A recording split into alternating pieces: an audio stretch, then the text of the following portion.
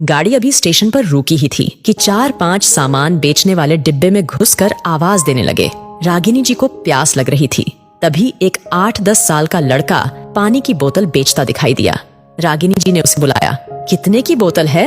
वह बोला, 20 रुपये की है, एकदम ठंडी।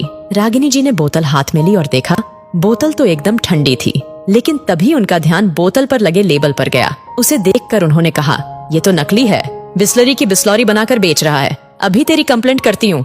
वह लड़का हंसकर बोला, यहाँ यही ज्यादा चलती है, असली बिस्लरी चाहिए तो सामने स्टॉल पर मिलेगी। रागिनी जी ने बोतल वापस कर दी। लड़का आगे जाने लगा। उन्हें प्यास बहुत जोर से लग रही थी। उन्होंने उस लड़के से कहा, सुन, मैं तुझे 10 रुपये दूंगी, मुझे उस स्टॉल से पानी की बोतल ला दे। लड़का कहने लगा, हाँ ठीक है, लेकिन जल्दी दीजिए, गाड़ी चलने वाली है। रागिनी जी अपने हैंडबैग में से पैसे निकालने लगी। तभी उन्हें ध्यान आया, जल्दी गाड़ी पकड़ने के चक्कर में सारे खुले पैसे तो कुली को दे दिए। अब तो 500 का नोट था। रागिनी जी ने बोला, चल ला, 30 रुपये काट कर पैसे वापस कर। यह सुनकर लड़का हंसता हुआ बोला, खुले कहाँ से आएंगे, सुबह से पहली ट्रेन आई है, अभी तो 100 के भी छुट्टे नहीं हैं। आप जल्दी दीजिए, मैं अभी दुकान वाले से लेकर आया। अब रागिनी जी को समझ आ रहा था कि यह 500 का नोट लेकर भाग जाएगा, लेकिन प्यास इतनी लग रही थी कि कुछ समझ नहीं आ रहा था। उन्होंने उस लड़के को 500 रुपये पकड़ा दिए। आसपास बैठी सारी सवारी उन्हें इस तरह देख रही थी जैसे उन्हें दुनियादारी के बारे में कुछ नहीं पता। खिड़की के शीशे से वो उसे भाग कर जाता हुआ देख रही थी। कुछ ही देर में गाड़ी सीटी देने लगी। अब रागिनी जी चिंता बढ़ने लगी। तभी पास बैठे एक सज्जन बोल पड़े, अरे मैडम, आपको क्या लगता है वो आपके 5 रुपये लेकर वापस आएगा? उसका तो खर्चा पानी निकल गया आज का। अब क्या किया जा सकता था? तभी गाड़ी चल दी। रागिनी जी ने इधर उधर से शीशी से झांक कर देखा। ऐसी कोच से आवाज भी बाहर नहीं जा सकती थी। कुछ ही देर में गाड़ी अपनी पूरी स्पीड पकड़ चुकी थी। एक तो 500 रुपये जाने का दुख, ऊपर से प्यास भी लग रही थी। फिर अपनी बेवकूफी पर गुस्सा आने लगा। वही बोतल ले लेती, लेकिन फिर भी तो 500 के खुले नहीं होते। क्या पता बहाने बना रहा हो। आज के बाद घर से ही पानी लेकर चला करूंगी। मन ही मन में रागिनी जी बड़बड़ाए जा रही थीं। इधर प्यास भी बहुत लग रही थी। आधे घंटे बाद वह लड़का हांफता हुआ उनकी सीट के पास आया।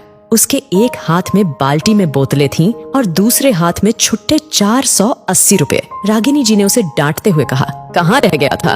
इतनी देर से प्यास लग रही है, ला बोतल दे। लड़के ने चुपचाप बोतल पकड़ा दी। 2 घूंट पानी पीकर उन्होंने लड़के को देखा, वह पैसे पकड़ा रहा था। रागिनी जी ने पैसे गिने, पूरे 480 थी। उन्होंने कहा, ये ले 10 रुपये। वह लड़का बोला, रहने दीजिए, मैं उस स्टॉल वाले से कमीशन ले लूंगा। रागिनी जी को अपनी भूल का एहसास हुआ। वे अपनी प्यास के चक्कर में उसे डांट रही थीं और वो पूरे पैसे वापस करने आया था। तभी उनका ध्यान उसके घुटने की तरफ गया। उसमें से खून बह रहा था और वहाँ से पैंट भी फट गई थी।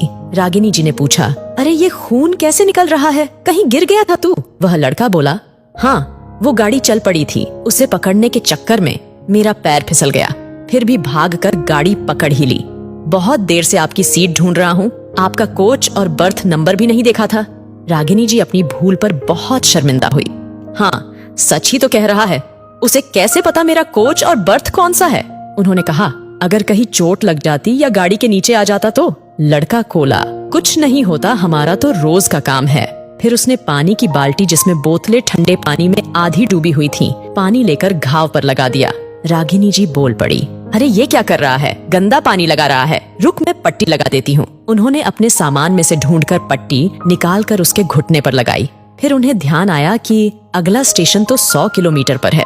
तब उन्होंने लड़के से पूछा, अब तू उतरेगा कैसे? लड़का बोला, अगले स्टेशन पर उतरकर सामने से दूसरी ट्रेन पकड़ लूंगा, बस आज घर पहुंचने में 12 बज जाएंगे। रागिनी जी ने पूछा, वैसे कितने बजे घर पहुंच जाता है?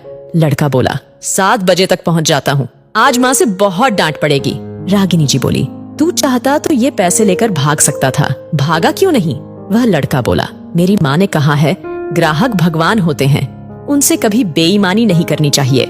रागिनी जी ने उसे बहुत कोशिश की पैसे देने की, लेकिन उसने 1 रुपया भी नहीं लिया और आवाज लगाता हुआ आगे बढ़ गया। रागिनी जी सोच रही थीं, मैं अपनी प्यास नहीं रोक पाई और ये लड़का केवल 1 बोतल पानी देने के लिए अपने घर 12 बजे पहुंचेगा। अपनी जान पर खेलकर ये छोटे छोटे बच्चे कितनी मेहनत करते हैं और हम लोग हमेशा इन्हें एक चोर की दृष्टि से देखते हैं। यही सब सोचकर उनकी आंखों में आंसू छलकने लगे। आज एक छोटा सा बच्चा जिंदगी का कितना बड़ा सबक सिखा गया। हम अपने छोटे छोटे स्वार्थ में दूसरों को हर दिन धोखा देते रहे।